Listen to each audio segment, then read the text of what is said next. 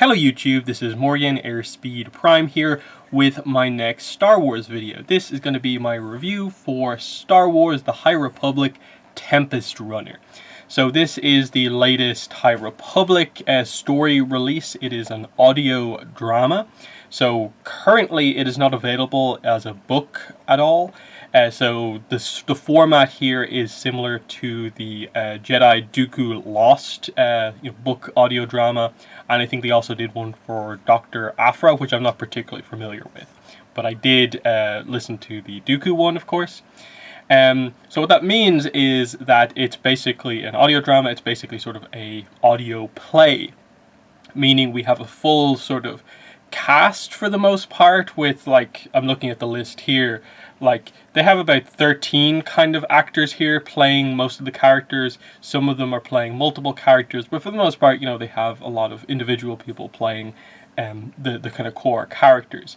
It means the book doesn't really have any narration apart from moments when like a character is telling a story where they're basically narrating it, but there's no general narration over the course of the book. So you get the benefit of a varied cast. It's not one person doing every single voice, but you get the sort of drawback of not having a sort of normal style book narration and not having a physical kind of book to kind of read off. Meaning that, that's why I have this cast list open here, is because I don't just off the top of my head remember the name of all the characters just by listening to them that much. So, I'll do some non-spoiler thoughts kind of briefly. I think this book is one of those ones where even in the spoilers, there's only a handful of things that I think are true spoilers, but I think they're the things that I think people want to hear about and get into. So, non-spoiler thoughts are that I really liked it. It's about a 6-hour audiobook, and it's, Tempest Runner, Lorna Dee's on the cover. It's all about Lorna Dee, and that's exactly what it is. It's a character piece about Lorna Dee. Yes, you get some other sort of more known characters. That you have a little bit of Marchion Ro through the kind of flashback sequences in present day. You do get some Pan Eta here, which is very interesting. Same, you get to see some of the other Tempest Runners from flashbacks and stuff like that as well. So you do meet some of the Jedi that we're familiar with. So there's a little bit, Avar Kriss, Keeve Trennis, and some other sort of surprising characters as well. But we'll get there. We'll get there. Ultimately, the book is, like I said, a solo focus on Lorna Dee from more or less start to finish. The general structure of the book is that you have a series of sort of conversations between specific characters where Lorna's backstory is kind of gradually presented to you, in addition to sort of the premise of this book is that Lorna is captured and is in a Republic prison. So you have to get the backstory on how she was actually captured in the first place, plus her personal character backstory.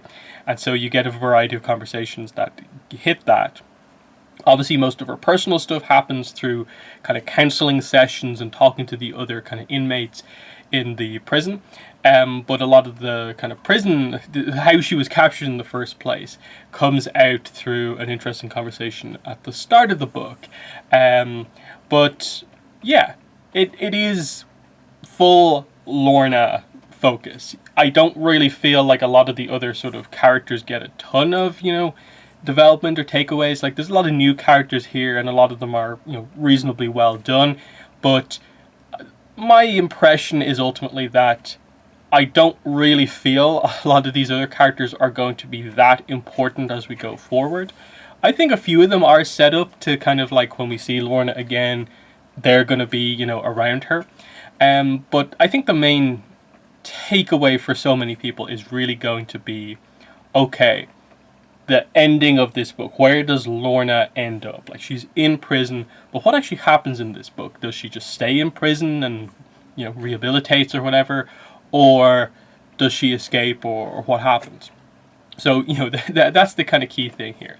So ultimately, final sort of non-spoiler thoughts would be that if you like Lorna, are interested in the character, I think you are going to really, really like this because it's all Lorna.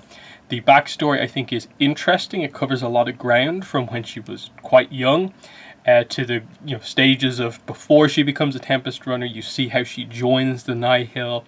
A lot of interesting stuff. They even sort of have some stuff that kind of links in with other scenes that we've seen before. Like I said, that's where you get sort of the stuff with like Asgaro through the backstory, Marchion, of course, and just more of her dynamic with the other Tempest runners as well. So a lot of that stuff is very, very interesting.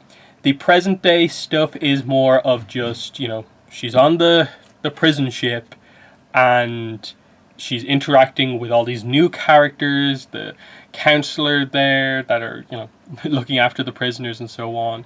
And so it's more of your typical, prison fair type story where, a lot of the dynamics you've seen before, a bit of a rivalry with this, well-known criminal. But they do play a lot off the idea of the Nihil are like known across the galaxy as the threat to the galaxy. Everyone knows who they are, and Lorna specifically has been sort of outed more or less as being, she is apparently known as the Eye of the Nihil. So she has to kind of remain undercover while in prison, and so you have that dynamic where she's trying to act as someone else and not have her true name come out. And it plays into the theme of the book of like, who is the real Lorna, in that she's had to wear so many masks over the course of her life. How much how much of what she's done over the course of her life has been her own choices, her own actions, or just going along with someone else that she trusted. And they play off that as the key dynamic of the book. But I'm going to end the non-spoiler stuff there just because I feel very limited in what I can talk about. So jumping into spoilers here, let's get into things. I feel I kind of need to start at the end. So again, full spoilers here because I'm going to spoil basically what happens here. So in regards to the main sort of premise of the book, she gets captured. What actually happens at the end? So Pan Eta is revealed to be alive, of course. He wants revenge against Lorna because he finds out that she was one of the ones who betrayed him. So he, creates what's left of his force, attacks the prison ship that he knows Lorna is on. And so you get this kind of cool sequence where Lorna has had a lot of issues with certain other prisoners over the course of the book, but now they all have to kind of team up. So you get the Lorna, some of the other prisoners, the prison counselors and stuff like that. They all have to sort of team up to fend off this Nihil attack on the prison ship. And Lorna knows that Pan is out for her. She's the one who's truly at risk. So it's really playing off this dynamic of, is she going to be protective of the people she's grown close to, or is she just going to be out for herself? Because over the course of the book, you see that even though before this, Lorna has been presented as probably the most like cruel, sort of sadistic, that's been her sort of gimmick as a Tempest runner of the group. They've teased a few little mysteries with her and other dynamics, but for the most part, she is deemed as more of the sort of assassin type one, whereas the others are more kind of brutish. Here you actually see that, no, from her past, all these instances, she cares about people almost too much, and that she can at times be too trusting, and that's kind of this character flaw that she has. So you get to play on that a lot over the course of the book. But anyway, the end result of all of this is that they work together, they sort of fend off the Nihil, and Lorna takes control of the situation. The counselors are sort of pleading with her, don't do it, don't kill him. We've worked so hard, you can be rehabilitated. Because one of the main dynamics of this book was Lorna and Counselor Wittick, this guy who really sort of saw something in her that she could be redeemed. She could redeem herself. And it really comes across that he is trying hard and truly believes she can change for the better. Even though he eventually is one of the first people to learn that she is Lorna D. She's not Sal, as she calls herself in here. So he keeps that a secret for her, and so she grows to trust him because, oh, you're keeping this huge secret for me. I think I can trust you. You actually do believe in me. And it kind of feels like maybe she might go good in all of this. That kind of seems interesting. And when you link that in with the idea that one aspect of her backstory is that she was saved from slavery by the Jedi, Oppo specifically, and he thought that it would be good for her to attend a Republic military academy. So that's where she learned a lot of her skills. So, you know, there's this moment in her life where things were going good for her at the academy. It obviously didn't work out, as I suppose I'll get into as we discuss, but it's this thing where, like, the sort of redemption in a way of Lorna is not completely a crazy thought. You actually think she could go either way. You don't know for sure. She is just the villain. That's who she is at this point. But again, it's a lot about who the real Lorna is. What is her true identity really at this point? Is she this kinder person that we saw glimpses of from the flashbacks? Or is she now truly this Nihil leader? And it's all about making those decisions. So she has a chance to kill Pan Eta, and she goes for it. She kills Pan Eta, and you know that's sort of fine. She needed to do this to protect herself, to kind of in a way protect everyone else. But the decision she makes after this is sort of the key one. She sort of has an opportunity to sort of, like, she's basically helped to protect the prison ship from being completely destroyed, a lot of people being killed. She can now choose to sort of do the right thing and sort of, like, give up. But instead, she chooses to, like, all the prisoners are free at this point on the ship. She takes command, basically, and it's just like, I'm Lorna D. I think, you know, we can do this together. You will be free under me. We'll claim this ship as ours, and we'll basically become the Nihil. And she manages to get basically all the other prisoners behind her in this moment. And it's this moment of her committing to what seems to be being the Lorna that we've known all this time. That she's doubling down on this. That for the first time in so long, she is not making a decision that other people are asking her to make. She's made this decision on her own to be this person she's been for all this time, a Tempest runner. And so she claims the prison ship as her own. She does drop off a few people. You know, the idea is that she's gained some close connections here. These people are now her storm, basically. There's one character called Seston, who is this character who has two sons, and is in here for basically, like, very minor sort of reasons. Like, basically sort of, you know, she got herself into a little bit of trouble in self-defense. She killed someone. That's why she was put in prison. But every scene with her makes it clear she is not a villainous character really at all. This is the sort of character who just, by a crazy sequence of circumstances, ends up in a prison. So Lorna ends up having quite a nice relationship with her. And again, you see the nicer side of Lorna through this dynamic. She actually lets her go so she can go back and see her kids again. And it's this moment that even though she's made this decision to sort of stick to who she is, she still helped out her friend. And, you know, there's just those kind of interesting dynamics that are, you know, make the character feel so much more multi-layered than she was before this audio drama. But, so she has her own ship. What does she do from here on? She goes back to Marchion Row, and the other Tempest Runner guy, whose name I forget because he's the kind of more forgettable one. He's a small species, but he's in like a robot kind of suit. And what's interesting about it is that Marchion and him are discussing the Nihil and the status of the Nihil. And Marchion has just come back from one of his trips, mysterious trips to do something. And he finds out that this other, basically the sole remaining Tempest Runner, has lost most of his forces. The update on the Nihil front is that they're losing every battle they participate in. The fleet is down to a tiny amount, and this Tempest Runner, who previously had a massive group, now only has a relatively small group. And then Lorna comes back in, interrupts everyone, and it's just like, I'm back, I'm here, this is my new ship, I got out of prison, you didn't really think I would, you didn't really trust me, but I'm here, I'm showing my loyalty to you, and I have a ship full of new recruits, basically. Because she's got basically most of a prison to be her new group.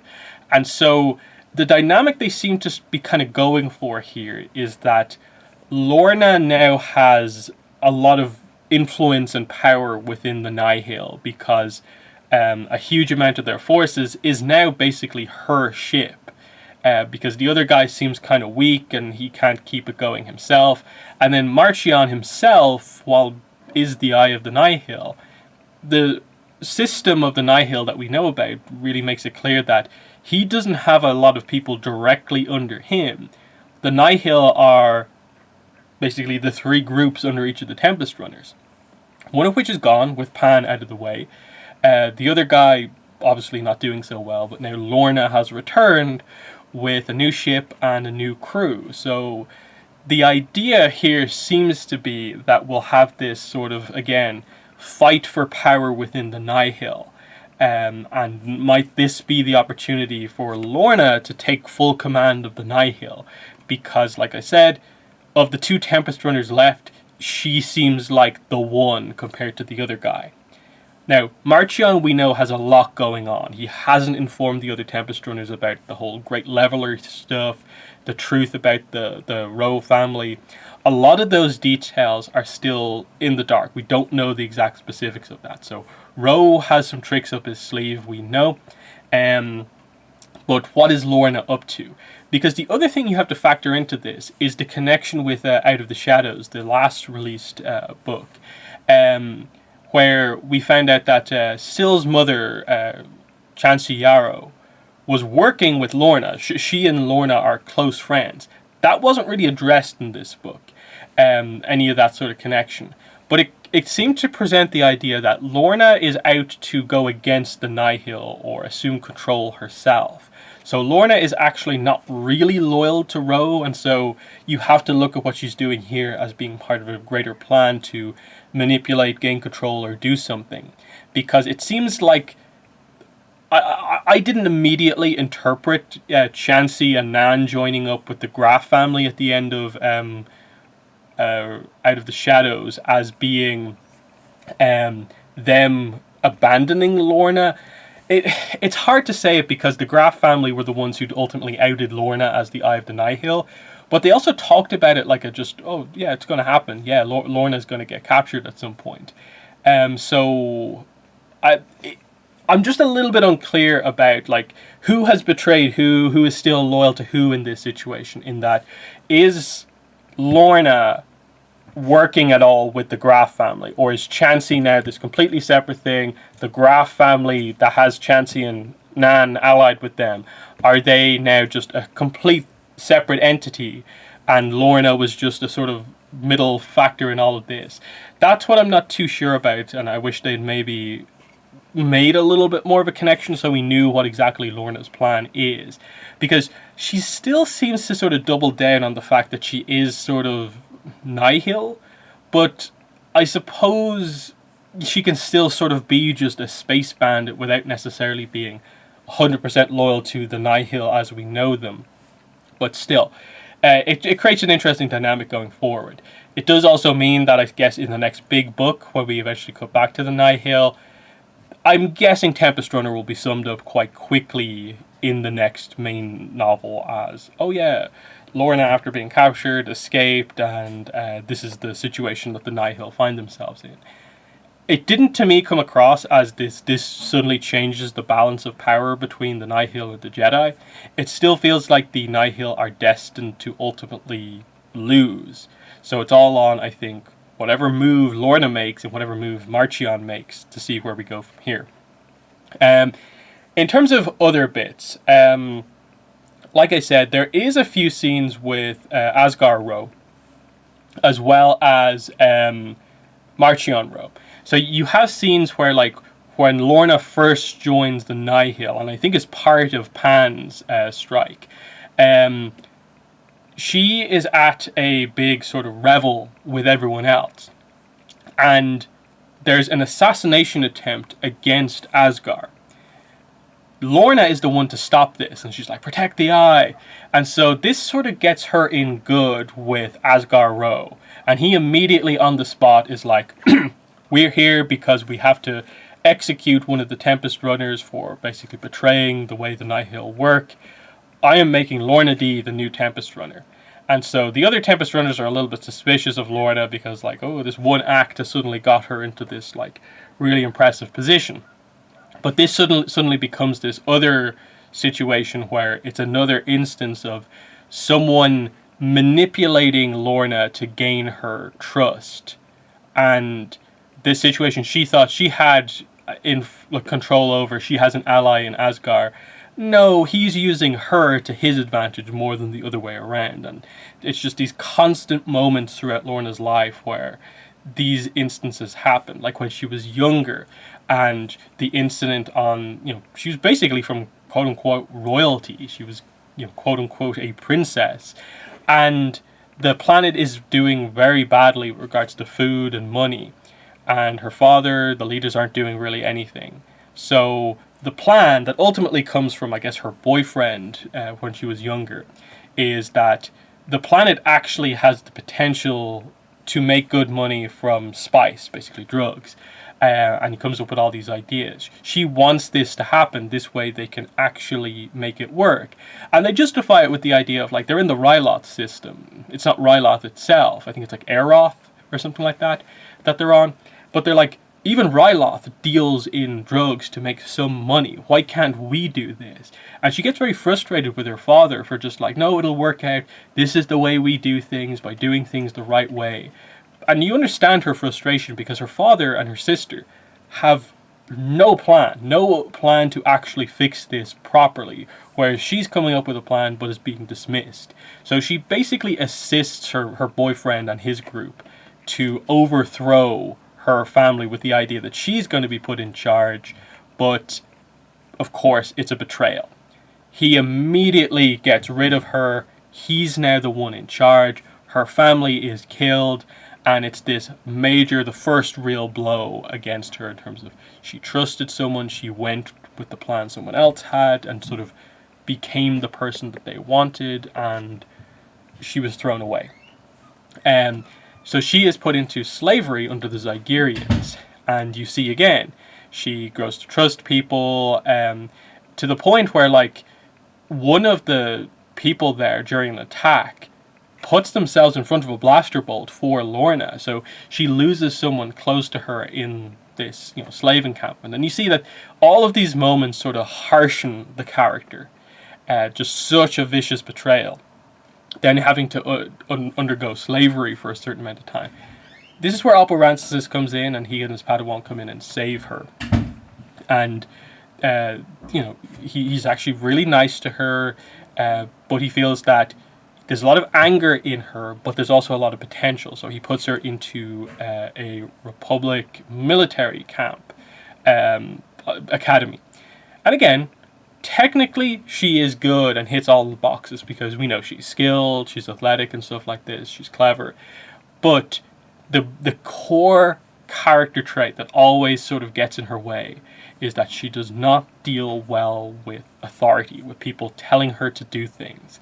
No matter what it is, whether it's Marchion Ro as the Eye of the Nihil telling her to do things, it's the drill instructors, anyone. She does not deal with that very well. And you see that, her character flaw is absolutely that she gets incredibly frustrated anytime this happens. And this is probably one of the best parts of the acting performance here, where if this was perhaps a normal novel, we might not have got this level of depth. Now, the narration I think would have made up for it, but in terms of just the performance, the voice actors for Lorna did a great job of just constantly getting across this idea of when something happens to her, she does not deal with her emotions very well. So many instances in this book of like something doesn't go her way, and you just cut back to Lorna, and she's literally just like growling and screaming in anger at what happened. Like that performance and just getting out that sheer frustration at these situations was, really, really strong. So there's that. She has a bit of an incident with some recruits who tried to like pull rank on her. She injures one of them and sort of flees. It is a bit of a breakdown moment. It feels like she just loses it in this instance. Despite things otherwise going relatively well, how an incident where the recruits, who they are sort of bullying her, but they're basically just like, hey, give me your tool that I don't have that you have. And she's like, I'm using it. And it just builds up to the point where they're about to take it from her. She just nails the guy with it, and she nearly kills him. It's almost implied that part of why this goes so wrong is that she thinks she's killed him. But anyway, she basically steals a ship and escapes, and this is her done. This opportunity to potentially go down the good road and be part of the Republic is over. And she, at that point, it feels like she more or less commits to the idea of, I'll never follow people again who actually are in authority positions. So there's that. After this point, we see, she comes across the Nihil through this like connection of basically something happens with her old planet, and she helps the Nihil basically take down Bala, her old boyfriend, and this is how she comes into contact with Pan. Like I said, joins the Nihil. We know how she becomes a Tempest runner by saving Asgard, but that Asgard's only really out for himself. The other flashback scene that we get that's kind of interesting is that the death of Asgard Row was planned by the 3 Tempest runners at the time. So that's Lorna, Pan, and what's his name, Kasich, who I think was in Light of the Jedi, and he died right at the end. So those 3 all planned this attack on Asgard to kill him. Now, I think we know from, it was Rising Storm, we know that Marchion was actually the one who finished off his father. And this is where we get the interesting Marchion development here. Of, you have scenes with Asgard where it's Asgard and Marchion is just kind of like there next to his father. There's an interesting scene where he sort of argues about, Asgard's kind of approach to being the leader, and you see that it's the difference between Marchion taking a very cautious approach and sort of questioning some of the things that he feels they've overlooked, and his father just being like, why are you like acting like this? We're the Nihil, we're strong. Why should we be so cautious? And Marchion's basically just dismissed. And because his arguments are always about caution, he's just dismissed as this kind of weak, meek boy who is only here because he's Asgard's son.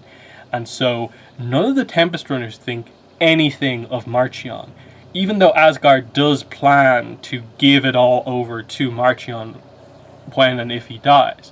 So when it happens and Asgard is killed, the Tempest runners feel like this is our opportunity. We are now in control of the Nihil, and they plan a meeting to basically make this happen.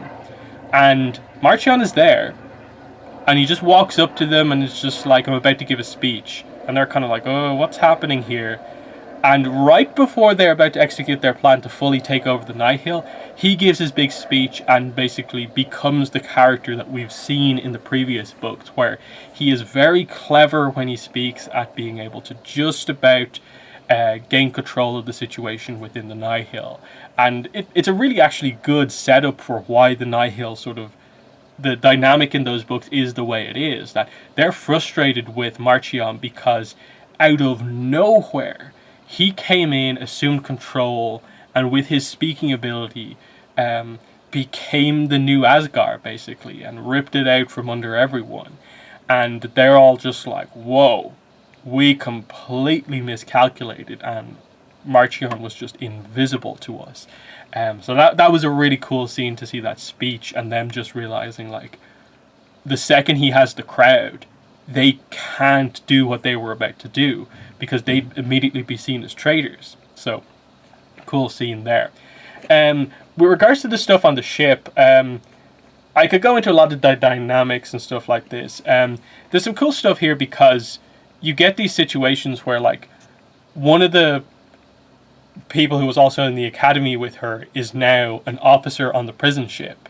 So she has to hide her identity from him. Then there's other people who are from, like, Pan's group of Nihil and stuff like that, who would also sort of potentially recognize her. The only thing she has going for her is that because she wears the helmet so often, not many people within the Nihil actually knows what her face looks like. it's pretty much only like her main bridge crew basically on her ship who knows what her face looks like. But one of those people who's angry at her knows it's her, and I think that's Tasia, and she keeps that over sort of Lorna's head for a lot of the book, that I can out you as Lorna to everyone whenever we need to. But the Counselor Wittig stuff is kind of the interesting thing, because this feels like the point that they set up and get it to, where this is what ultimately commits Lorna to continuing down the path of basically being a Nihil, being a space bandit, more so than maybe fulfilling her potential and being this kind of better person that a lot of people think she can be, is that she fully commits and actually grows to like Counselor Wittig, because he does seemingly care for her and actually wants to improve her and be better, and that she's, laughs at him a little bit because he fully believes in the whole "we are the Republic" thing and the ideals of the Republic. But she sees that he's also very sincere about this and honestly is trying to help her. The difference is that right at the end it comes out that he has this like heart problem and is about to retire, and that basically he chose Lorna to be a sort of pet project right at the end of his career, so he could end his career on a high, having rehabilitated this prisoner. And it was basically just meant to be this thing of like the guy who who rehabilitated this like prisoner who no one thought they could do anything with. And so she realizes that all that care was just him only ever seeing her as the person I can turn around. He didn't really care about her in the end. And this is just another betrayal on top of her old boyfriend Bala from the past and all these other people who did things to her. That the person she was about to become, because of the counseling sessions with Wittig, she's not going to make that mistake again. She's not going to become the person that people sort of want her to be. Instead, she becomes the person that she is, and that is the Lorna that we see at the end. That's why we see her, take the ship, be the captain of this ship, and go back to the Nihil, and potentially we'll see what she does on her own here. I think that's more or less everything I want to talk about here. Obviously, there's a lot of other stuff. There's a lot of references to other characters that we get here, like what's his name? The Blade of Bardotha. We get a bit of a kind of flashback of him, that this famous criminal, Ola Hest, who's also one of the people in prison, she was only captured because of the Blade of Bardotha. So he's the older Jedi who's actually like super, super powerful.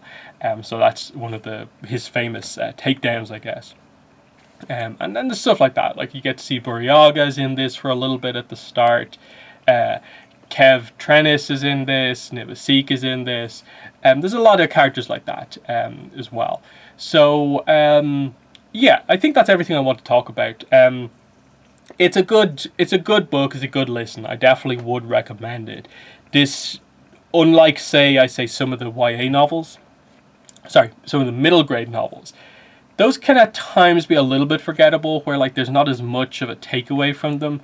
And even though this book perhaps might overall have that, where a lot of the middle section of the book where they're just on the prison ship maybe isn't the most riveting content, because it is such a heavy character focus, and because there are enough reveals and enough connections here, to me it makes it stand out above them and feel like its sort of own YA book to a degree.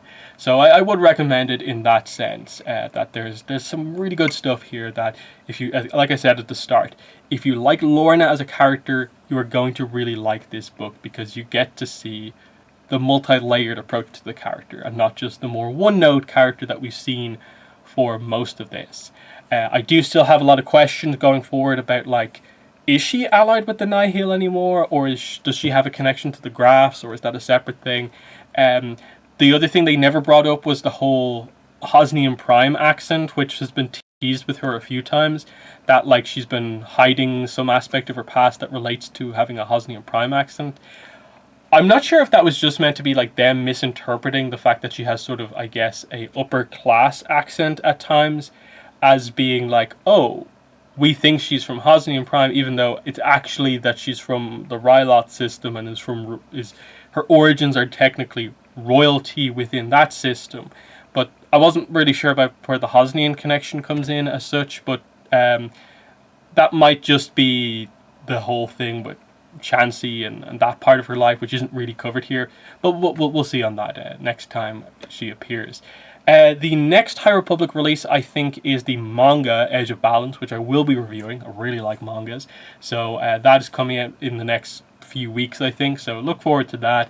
I will be reviewing Star Wars Visions on the channel as well. So look forward to that also. But that's been the video. Thanks for watching, and bye.